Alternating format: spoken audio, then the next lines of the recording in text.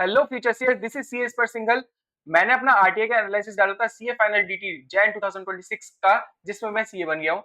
अब हुआ क्या, उसमें मैंने अपने जो गलतियां थी उन्हें डिस्कस किया, जो मैंने सही किया प्रेजेंटेशन वाइज जो मैं अच्छा करता हूँ वो मैंने डिस्कस किया कि आप ऐसे ऐसे प्रेजेंट कर सकते हो। लेकिन स्टूडेंट्स का डाउट आया, दो तीन ने मुझसे पूछा कि ठीक है ये तो गलतियां थी, हमने देख ली, अच्छा लगा, बहुत अच्छी लगी वो वीडियो सबको, तो मैं आपको भी रिकमेंड करूंगा जिसने नहीं देखी है वो जाके देख लो। एडिशनली उन्होंने बोला कुछ पॉइंट्स ऐसे भी होंगे जो आपके सही हो गए होंगे, न्यू है, ट्रिकी है, बट आपका कैच हो गया उस समय पे और वो सही हो गए, मार्क्स मिल गए, तो उसको कवर नहीं किया। अब उनको कैसे कवर करें, उनके लिए मैं ये शॉर्ट एंड क्रिस्प वीडियो लाया हूं। इसमें पूरा का पूरा डीटी का आपका सजेस्टेड आंसर का एनालिसिस करूंगा जैन 26 अटेम्प्ट का। ठीक है, तो बिना टाइम वेस्ट किए चलो शुरू करते हैं। यहाँ पे आप देखोगे पहला जो केस स्टडी है उसमें जो फर्स्ट टू एमसीक्यूज हैं वो मैंने एमसीक्यू बुकलेट वाली वीडियो में कवर किए हैं, क्योंकि वो एमसीक्यू बुकलेट जो आईसीआई ने दी एग्जैक्ट सेम फिगर्स हैं केस स्टडी 10 में। तो आपको वो वीडियो जरूर देखनी चाहिए। आपको आगे मैं दिखाऊंगा एमसीक्यू बुकलेट में से बिल्कुल डिट्टो क्वेश्चंस कितने सारे आए हैं। अगर आप एमसीक्यू बुकलेट करके जा रहे हो तो आप अपने 15 मार्क्स सिक्योर करते हो। तो वो वीडियो जरूर देखो, पार्ट 1 में डाल चुका, पार्ट 2 में मैं डालने वाला हूँ, कल परसों में आ जाएगा, तो उसको भी आप कंप्लीट करके रखना। आगे आगे भी आपको पता चलेगा कितना इंपॉर्टेंट है एमसीक्यू बुकलेट करना। ठीक है, थर्ड क्वेश्चन में आते हैं। तो यहाँ पे बोलता है, देखो इसके फैक्ट्स आप देखोगे यहाँ पे, तो इसमें क्या है, यहाँ पे एक मिस्टर जेनिफर मिसेस जेनिफर है जिसने कुछ अमाउंट इन्वेस्ट किया था यूएस बेस्ड कंपनी के शेयर्स में। अब उसको इसने ना डिस्क्लोज नहीं किया था अपनी आईटीआर में, तो वही पूछा है कि क्या ये डिस्क्लोज करना चाहिए था या नहीं करना चाहिए था। तो हाँ जी, बिल्कुल बिल्कुल बिल्कुल, जो भी फॉरेन एसेट्स हैं उनको डिस्क्लोज करना चाहिए था। यहाँ पे बैंक अकाउंट की बात हुई है, वैसे बैंक अकाउंट के भी बारे में बताया है, तो उसको डिस्क्लोज करना चाहिए ही चाहिए। यहाँ पे मैटर नहीं करता कि वो कितने अमाउंट का था, कितने दिन पे था, बिल्कुल मैटर नहीं करता। दूसरा कि क्या वो अमाउंट बेसिक एग्जामेशन से ऊपर था या फिर उसकी टोटल इनकम बेसिक एग्जामेशन से ऊपर, कुछ मैटर नहीं करता। अगर ऐसा कोई फॉरेन में आपका एसेट है तो उसको डिस्क्लोज करना ही करना है। ठीक है, अगला क्वेश्चन आता है 4। ये बहुत इंटरेस्टिंग हो जाता है। कैसे, अब देखो यहाँ पे पूछा है पेनल्टी कितनी लगेगी non disclosure of investment of shares. जो भी मैंने इन्वेस्टमेंट के बारे में बताया था उसको डिस्क्लोज तो नहीं किया, तो उसके ऊपर पेनल्टी कितनी लगेगी। अब यहाँ पे आप देखोगे ये शेयर्स और बैंक के बारे में जो बताया है, बैंक की डिटेल्स दी है, दो डेट्स पे दी है, एक ईयर एंड पे 1 लाख और वैसे 4 लाख ड्यूरिंग द ईयर में एक डेट की दी है। अब ये 1 लाख 4 लाख की जो फिगर दी है, और इन्होंने शेयर्स के लिए बोला है कि डिस्क्लोज वगैरह नहीं किया, इन्फॉर्मेशन रिसीव हुई एओ को तो उसने ब्लैक मनी एक्ट में नोटिस भेजा है, ये सब चीजें बोली है। लेकिन जो शेयर्स है उसका कहीं अमाउंट नहीं बताया, जैसे कि आपका बैंक अकाउंट का बताया। अब यहाँ पे आप देखोगे तो पेनल्टी कितनी लगती है ऐसे नॉन डिस्क्लोजर पे, बैंक ब्लैक मनी एक्ट में 10 लाख की पेनल्टी लगती है, तो आपका सी आंसर भी हो सकता है। लेकिन एक आपका नया सर्कुलर आया था, नया नोटिफिकेशन आया है जो 1 अक्टूबर 2024 से इफेक्टिव है, जिसमें कहता है कि ये पेनल्टी नहीं लगेगी अगर आपका जो अनडिस्क्लोज एसेट है वो 20 लाख तक है। अब देखो ये पेनल्टी नहीं लगेगी तो यहाँ पे नील भी आंसर हो सकता है। आईसीआई ने दोनों ही आंसर दिए हैं सी और D on the basis of assumption, क्योंकि वैल्यू ऑफ शेयर्स अननोन है। अब आप बैंक को तो चलो मान सकते हो कि 1 लाख का बैंक का बैलेंस था ईयर एंड पे, लेकिन बाकी वैल्यू ऑफ शेयर्स का तो कुछ पता ही नहीं है, ना इन्वेस्टमेंट बताया, ना एप्रिसिएशन बताया, कुछ नहीं बताया। तो आप अज्यूम करके इसमें सी और डी में से कोई से भी आंसर करते तो वो आपका सही हो जाता। ठीक है, फिफ्थ क्वेश्चन पे आते हैं। यहाँ पे ये क्वेश्चन इजी है, बट इनका आंसर पूछने का तरीका बहुत कैजुअल है, यानी कि इन्होंने कोई भी एकदम 100% करेक्ट आंसर दिया ही नहीं है। तो ऑप्शन नहीं था, इसलिए बेस्ट जो भी था वो सी है। अब कैसे उसको एनालाइज करेंगे वो देखो। यहाँ पे पूछा है कौन सा स्टेटमेंट करेक्ट है, पहले इसकी कहानी पढ़ लेते हैं। फिर देखो मिस्टर श्याम ने, जो कि फादर इन लॉ है मिस्टर मिसेस जेनिफर का ही, उसको मैरिज में गिफ्ट किया था 20 लाख, क्योंकि मैरिज पे किया था तो ये 20 लाख एग्जाम्प्ट हो जाएगा। ओके, मिस्टर मिसेस जेनिफर ने ये अमाउंट इन्वेस्ट कर दिया था एफडी में, जिसपे उसको पहले साल में इंटरेस्ट मिला था 80,000, सेकेंड ईयर में इंटरेस्ट मिला 1,20,000। अब उसने ये डिस्क्लोज किया अपनी इनकम फ्रॉम अदर सोर्सेज में। लेकिन देखा जाए तो यहाँ पे क्लबिंग का तो प्रोविजन लगता है ना, चाहे ही वो एग्जाम्प्ट है बट क्लबिंग तो होगी। अब क्लबिंग कैसे होती है आपको मैं याद दिला देता हूं। देखो 20 लैक्स पे 80,000 का जब इंटरेस्ट आया तो वो इंटरेस्ट जो फादर इन लॉ है उनके हैंड्स में टैक्सेबल होता, क्लब हो जाता। ठीक है, नेक्स्ट ईयर अब जब 1.2 लाख का इंटरेस्ट आया, ये 1.2 लाख का इंटरेस्ट एक तो 20 लाख पाया और साथ साथ जो 80,000 का इंटरेस्ट अप्रूव्ड था उसके ऊपर भी आया ना।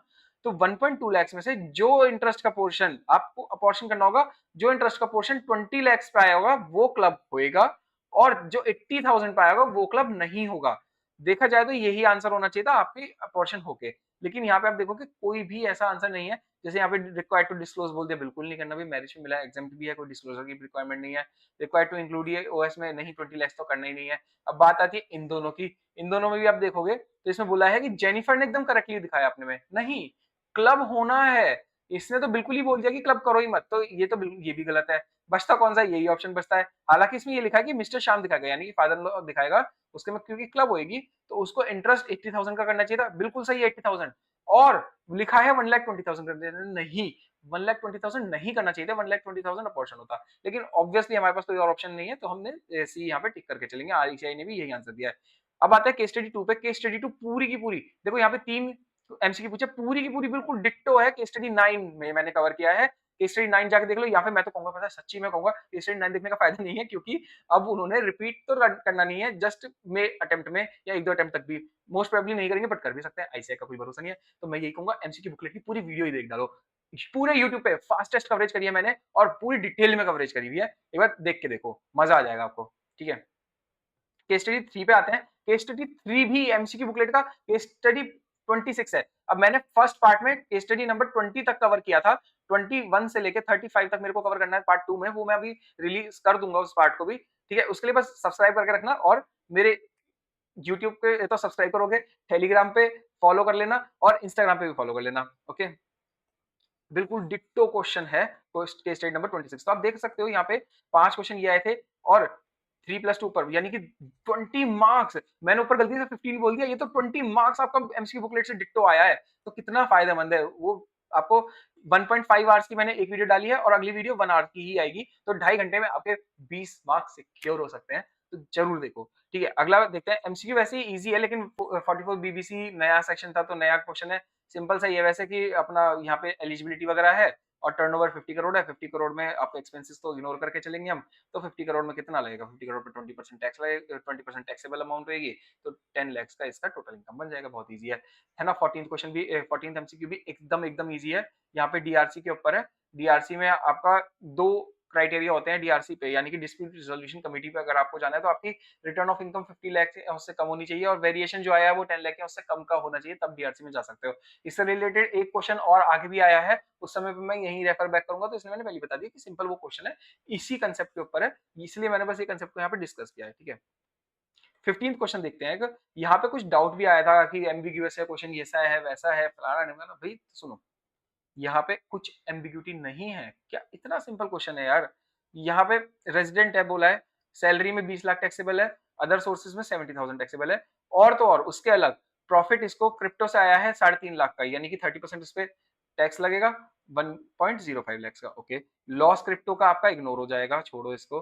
उसके बाद आपको वीडीए का गिफ्ट मिला है, वर्चुअल डिजिटल एसेट का, तो अब गिफ्ट इसके ऊपर डायरेक्ट कोई 30% टैक्स रेट नहीं लगता है, ऑब्वियस सी बात है। लेकिन इस साल तो चलो आप कहोगे कि भाई अब तो 24 लाख तक 30% टैक्स रेट नहीं आता, 24 लाख के ऊपर आता, पर पहले लास्ट ईयर तक 15 लाख के ऊपर ही आता था, है ना।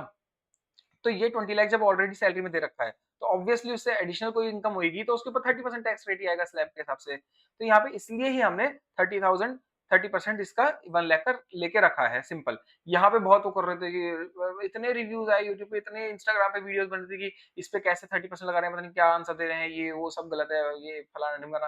बट इजी है, वो सिंपल सा लॉजिक था, मैंने बता दिया आपको, अंडरस्टैंडिंग कैसे आप ले सकते हो। शॉर्ट टर्म कैपिटल गेन की बात करें, 40,000 का आया है, सेल ऑफ इक्विटी शेयर है इसके अंदर, ये 111 ए का बनता है क्वेश्चन, और इस पे 15% टैक्स रेट लगेगा एज पर डेट, तो यहाँ पे हमारा 15% आ जाएगा। इसका टोटल सिंपल यार, इतना इजी क्वेश्चन था, इसके ऊपर हवा बना दिया था गिफ्ट वाले पॉइंट पे। ठीक है, फर्स्ट क्वेश्चन में ये क्वेश्चन तो बहुत बड़ा होता है, लेकिन इसमें कुछ नए पॉइंट्स जो हैं, या फिर जो इन्होंने कुछ असम्पशंस लिए हैं, वो मैं डिस्कस कर लेता हूँ, बस जहाँ पे ट्रिकी हो सकता है, बाकी सिंपल क्वेश्चन था, बहुत ज्यादा मुश्किल नहीं था ये। इसमें जैसे बोला है प्रोविजन फॉर वारंटी 5 लाख डाली हुई अपने डेबिट करा हुआ है, यहाँ पे ये balances after debit credit the following items. ठीक है, तो जब ये एक्सपेंस डाला हुआ है, तो अगर प्रोविजन फॉर वारंटी का 5 लाख का एक्सपेंस डाला है, तो प्रोविजन के ऊपर तो हम डिडक्शन नहीं देते, तो 5 लाख हम ऐड करते। लेकिन ये गलत है, क्यों? आईसीआई क्या करा, एकदम से चेंज कर दिया अपना आंसर। अच्छा क्या कहता है, कहता है प्रोविजन फॉर वारंटी अलाउ होगी अगर वो प्रेजेंट ऑब्लिगेशन है और किसी पास्ट इवेंट की वजह से, और तो और ये रीजनेबली सर्टेन है कि सेटल करने के लिए ऑब्लिगेशन को आपको ये पे करना पड़ेगा। प्रेजेंट केस में अज्यूम किया है, अज्यूम उन्होंने अज्यूम कर लिया कि कंडीशन सेटिस्फाइड है और अलाउ कर दिया, और तो और कोई अल्टरनेट आंसर भी नहीं लिख के दिया कि इसका अल्टरनेट आंसर ये हो सकता है। स्टूडेंट्स तो अज्यूम कर सकते हैं कुछ भी, यार यहाँ पे कुछ लिखा ही नहीं इससे रिलेटेड, बट ठीक है, आईसीआई बीइंग आईसीआई तो ये ऐड नहीं होएगा, इसके ऊपर टैक्स नहीं लगा रहे, ठीक है। इसके बाद सेकंड जो एक है, ये तो नया पॉइंट ही है वैसे आपके लिए, कुछ ट्रिकी हो सकता है, किसी को पता हो सकता है, किसी को ना भी पता हो, बट आप सुन लो। यहाँ पे क्या कहता है कि कंपनी ने डिबेंचर्स इशू करे जो कि कन्वर्टेबल इनटू शेयर्स हैं 5 साल बाद, और इसको इशू करने का जो एक्सपेंस था वो 3.5 लाख का है। अब देखो, डिबेंचर को इशू करने का एक्सपेंस अलाउ होता है क्योंकि वो रिवेन्यू नेचर होता है, बट जो शेयर को इशू करने का एक्सपेंस होता है वो कैपिटल नेचर होता है और वो डिसअलाउ होता है, वो ऑब्वियसली यहाँ पे अलाउ नहीं होगा। अब यहाँ पे क्या करेंगे, यहाँ तो डिबेंचर है लेकिन वो शेयर बन जाएगा। तो यहाँ पे क्या बोलता है आईसीआईबी और इनकम टैक्स वाली डिपार्टमेंट की, यार आज के दिन पे तो ये शेयर्स नहीं है ना, आज के दिन पे तो डिबेंचर है, आगे जाके चाहे ही ये कन्वर्ट हो जाए शेयर्स में, लेकिन ये एक्सपेंस अभी भी रिवेन्यू नेचर ही माना जाएगा और इसको अलाउ कर दिया जाएगा, इसलिए इसको एडबैक नहीं करेंगे। ये इसका लॉजिक है, यहाँ पे इन्होंने लिखा हुआ भी, आप पॉज करके एक बार ये रीड कर सकते हो, ठीक है। इसके बाद ऊपर आएंगे वापस से, अपना एडिशनल पॉइंट्स क्या है। यहाँ पे एक पॉइंट यहाँ ये दे रखा है, ये भी वैसे इजी है लेकिन अमेंडमेंट आया था तो उससे रिलेटेड ये एक बार देख लो। लैंड का कंपलसरी एक्विजिशन हुआ था, है ना, पिछले पुराने साल में हुआ था, पुराने साल में वो टैक्सेबल हो गया, तो करंट ईयर में कोई टैक्स नहीं लगना, ये मुझे पढ़ाना भी नहीं है। मुझे जो पढ़ाना है वो है कि एडिशनल कंपनसेशन मिला 3 लाख का जो कि रिसीव हुआ करंट ईयर में। अब एडिशनल कंपनसेशन रिसीव्ड बेसिस पे टैक्सेबल होता है, इसलिए 3 लाख का जो मिला है, 3 लाख का लॉन्ग टर्म कैपिटल गेन मिलेगा। लॉन्ग टर्म क्यों होएगा ये आपको यहाँ पे पढ़ के पता चल जाएगा, वैसे इजीली लॉन्ग टर्म तो होएगा वो, बट ठीक है। डाउट क्या आ सकता है कि ये लॉन्ग टर्म कैपिटल गेन पे क्या 20% टैक्स लगेगा या फिर अब के हिसाब से 12.5% टैक्स लगेगा। देखो डेट ऑफ ट्रांसफर देखेंगे हम, 23 जुलाई 2024 जो देखेंगे वो डेट ऑफ ट्रांसफर देखेंगे, इसलिए यहाँ पे 20% टैक्स रेट ही लगेगा, ठीक है। ये एकदम सिंपल क्वेश्चन था, इतने से ही इसमें पॉइंट्स थे बस। इसके बाद हम नेक्स्ट क्वेश्चन पे अब आते हैं। नेक्स्ट क्वेश्चन आपका ये, यहाँ पे सेकंड क्वेश्चन का ये पार्ट बहुत इजी है, ये भी पूरा इजी है, बस इसका थर्ड सेकंड पार्ट का भी थर्ड पार्ट ये थोड़ा सा ट्रिकी हो सकता है, लेकिन मैंने आरटीआई एनालिसिस में बता रखा है तो मैं यहाँ पे दोबारा नहीं बताऊंगा, जिसने नहीं देखी आरटीआई एनालिसिस जाके ही देखो, मस्ट वॉच वीडियो है वो भी। सी पार्ट पे आते हैं, सी पार्ट अच्छा है, ये एनआर टैक्स का है, तो एनआर टैक्स से तो भाई क्वेश्चन अच्छे ही आते हैं, कुछ भी कर लो हर बच्चे को वो अच्छे ही लगते हैं, तो इसको मैं डिस्कस कर ही लेता हूँ, चाहे किसी को इजी भी लगे तो भी सुन के निकल जाओ, रिवीजन ही हो जाएगा। ये एक एनआरआई है, 47 इयर्स का है, फलाना ने दिया हुआ है, आपको समझ में आ जाएगा ये एनआर है, ठीक है। अब इसकी वाइफ ने इन्वेस्ट किया था, और कुछ ट्रिकी पॉइंट्स भी हैं जो अजम्पशंस हैं, तो इसलिए भी डिस्कस कर रहा हूँ, ठीक है। एकदम से भाग मत जाना, skip skip skip skip skip, मैं तो एनआर टैक्स में बहुत अच्छा हूँ, मैं नहीं देखूंगा, अरे देख ले इस वीडियो को, ठीक है, पूरा देख लो। उसकी वाइफ ने इन्वेस्ट किया मनोज के नाम में, मतलब जो एसएससी है उसके नाम पे 13 लाख रुपीस एक लिस्टेड शेयर्स में जो डोमेस्टिक कंपनी में डाले, ठीक है। अब वो जब अमाउंट उसने सेल किया इन शेयर्स को तो 15 लाख का किया। अब इस पे क्या होगा, 112 ए लगेगा, बिल्कुल सीधी सीधी बात है, 112 ए के हिसाब से भी टैक्सेबल हो ही सकता है, तो 2 लाख का इसमें प्रॉफिट आएगा, 15 माइनस 13। लेकिन यहाँ पे एफएमई ऑन 31 जनवरी 2018 दी ही नहीं है, हम वो करते हैं ना उसमें ग्रैंडफादरिंग रूल वाला, लेकिन वो उसके लिए इंफॉर्मेशन नहीं है। तो यहाँ पे आईसीआई ने क्या किया, आईसीआई कहता है कि मैं इस एफएमवी को 13 लाख मान लूंगा, बट हाँ वो अल्टरनेट आंसर भी देता है कि इसको 15 भी मान सकते हो और लॉन्ग टर्म कैपिटल गेन नील भी कर सकते हो, या 13 लाख मान के 2 लाख कर सकते हो और उस पर 12.5% एक्सीडिंग 1.25 लाख पे भी टैक्स लगा सकते हो। तो वो दोनों ऑप्शन आईसीआई ने दे के रखे हैं, ठीक है। यहाँ पे आप देखोगे फिर इसके बाद बोलता है कि 10, हाँ, ये पॉइंट बिल्कुल ही अलग इन्होंने किया है, गलत सॉल्विंग करी है, बिल्कुल मैं बिल्कुल मतलब एकदम कॉन्फिडेंस से ये चीज कह सकता हूँ। यहाँ देखो 10 मार्च को मनोज ने एसएससी ने परचेज करी वेकेंट लैंड एक ट्रस्ट से, ठीक है, एक चैरिटेबल ट्रस्ट से उसने परचेज करी, 30 लाख की परचेज करी, जिसकी एसडीवी 40 लाख थी। यहाँ पे 10 लाख आईएफओएस में टैक्सेबल होना चाहिए था, बट वो नहीं किया गया, क्यों, क्योंकि पता है उस टाइम पे मेरे को भी एग्जाम देते हुए कंफ्यूजन हो रही थी कि यार ट्रस्ट कहीं एग्जेम्पशन में होता है इस चीज में ना, इस गिफ्ट वाले प्रोविजन में जो 56(2)(10) का है उसमें ट्रस्ट को एक एग्जेम्पशन में रखते हैं, ट्रस्ट के ऊपर नहीं लगता। बट उस समय मेरे को भी कंफ्यूजन हुई थी, लेकिन मैंने तुक्के में क्या किया, मैंने टैक्स नहीं लगाया। मैंने कहा छोड़, मैं नहीं लगा रहा इसके ऊपर टैक्स, मैंने इसको टैक्सेबल नहीं किया। बट वो गलत था और आईसीआई ने भी इसका आंसर गलत दिया है, क्योंकि एग्जेम्पशन ट्रस्ट के लिए है।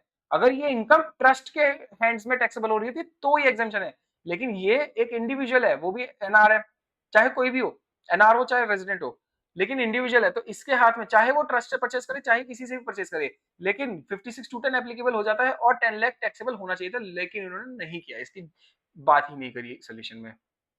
ठीक है, इसके बाद बोलता है इसके अलावा डिविडेंड है 55,000 का इंडियन कंपनी से, तो इस पे ऑब्वियसली टैक्स लग जाएगा 20% पे। इंटरेस्ट है 20,000 का, एनआरई अकाउंट में आया तो ये एग्जेम्प्ट है।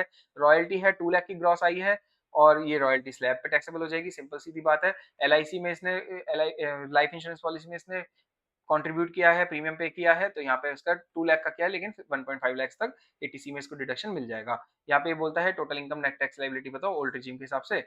अब यहाँ पे ये जो दिया इन्होंने एवरेज टीटीबीआर टीटीएसआर दे दिया है, और तो और कॉस्ट इन्फ्लेशन इंडेक्स भी दे दिया है। यार ये अनकोटेड शेयर में चलता है, ओके, अनकोटेड शेयर में, यहाँ पे वो लिस्टेड शेयर्स थे, इसलिए ये तो इग्नोर करो, ये सिर्फ कंफ्यूजन करने के लिए दिया है।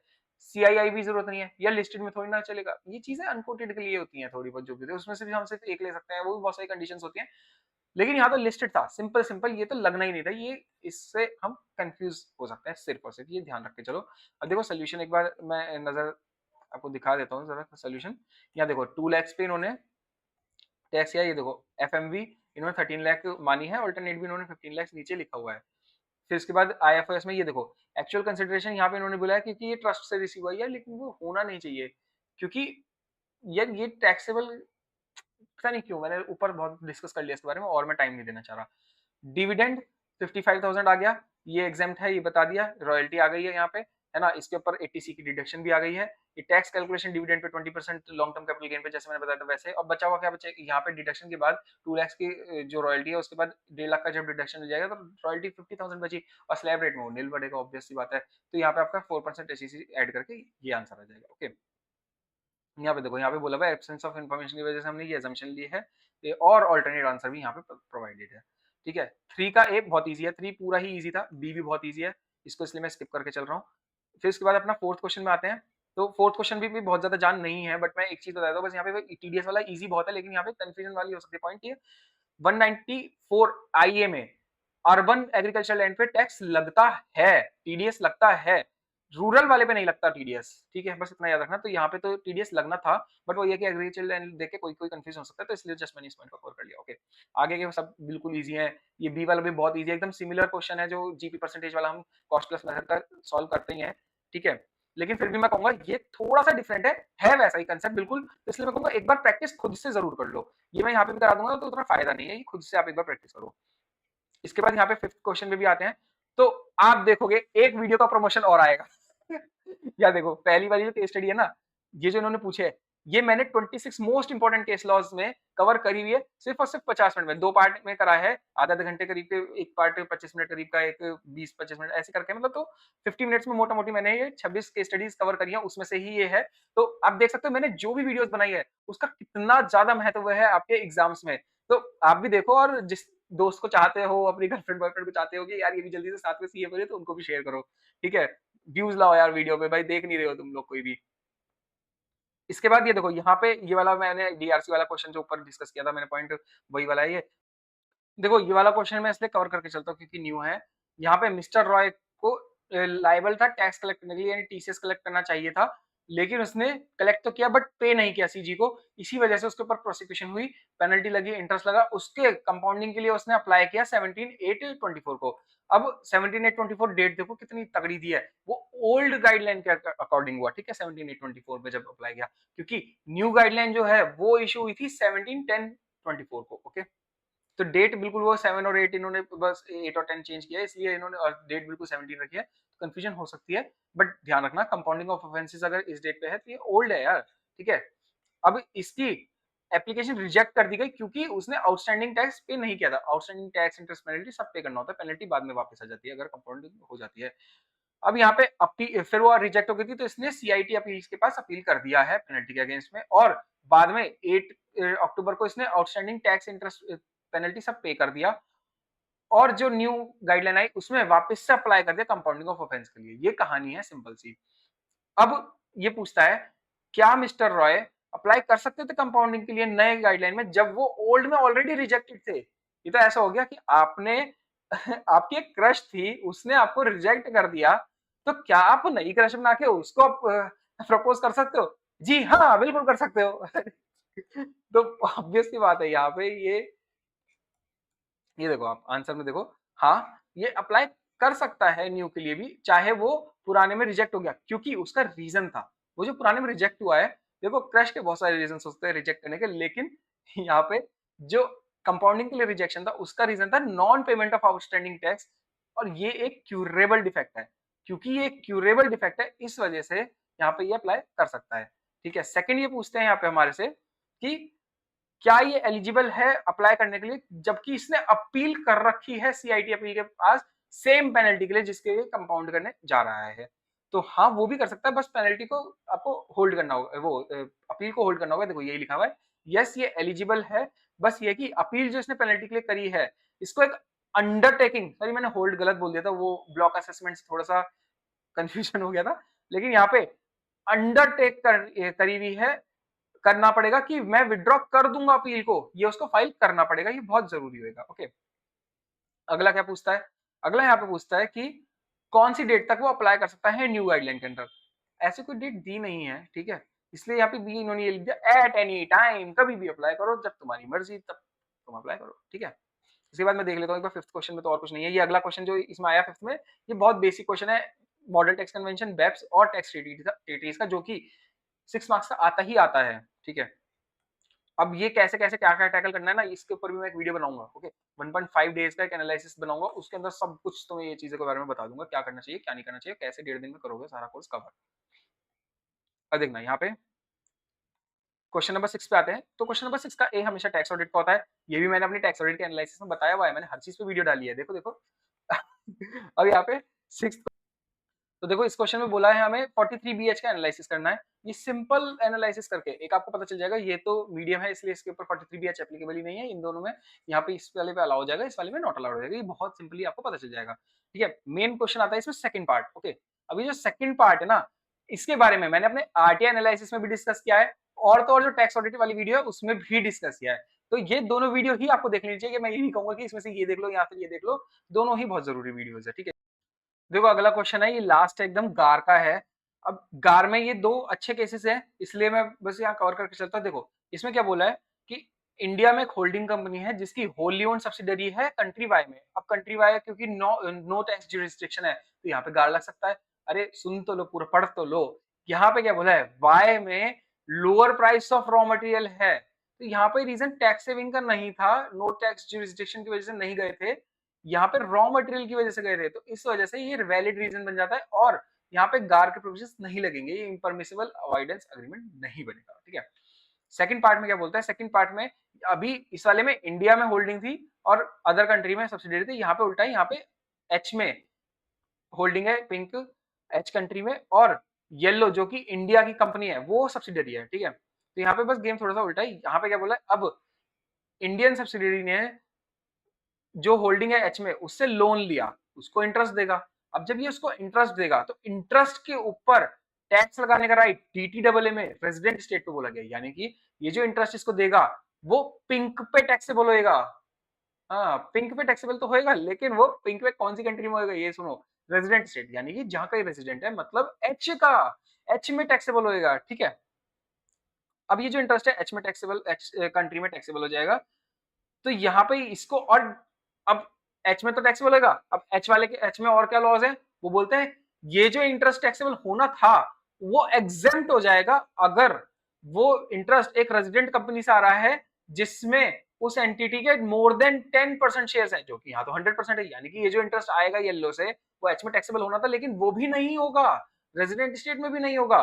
तो अब इसके लिए इन्होंने क्या किया, देखो इसने जो पे किया एक्सपेंस किया उसका इसने डिडक्शन ले लिया, इसको जो इनकम आई उसको इसके ऊपर टैक्सेबल नहीं है, तो यहाँ देखो बोलता है टैक्स बेनिफिट पिंक को भी मिल गया 2 करोड़ का, और जो इंडिया की सब्सिडरी है येलो उसको भी 1.5 करोड़ का मिल गया। अभी टैक्स बेनिफिट तो मिल गया।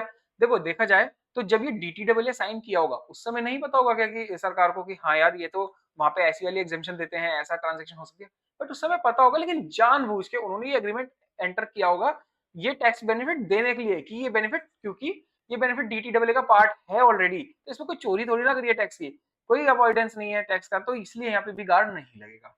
ठीक है? इसमें यहाँ पे कंफ्यूजन हो सकती है, यहाँ पे गार्ड लगा सकते हैं क्योंकि दो-दो जगह टैक्स एक्सेम्पशन देख लोगे, बेनिफिट देख लोगे, और तो और दोनों का सम जो है टैक्स बेनिफिट का वो मोर देन 3 करोड़ से भी है। कंडीशन सेटिस्फाई हो रही है, लेकिन लॉजिकली नहीं है, क्योंकि डीटीडब्ल्यूए का पार्ट है ये बेनिफिट, तो इसलिए गार्ड नहीं लगेगा। ओके? अब देखो ये वाली, अगला क्वेश्चन तो बहुत ईज़ी है, ये सी वाला है, एडवांस रूलिंग के ऊपर है, आप इजीली देख लोगे।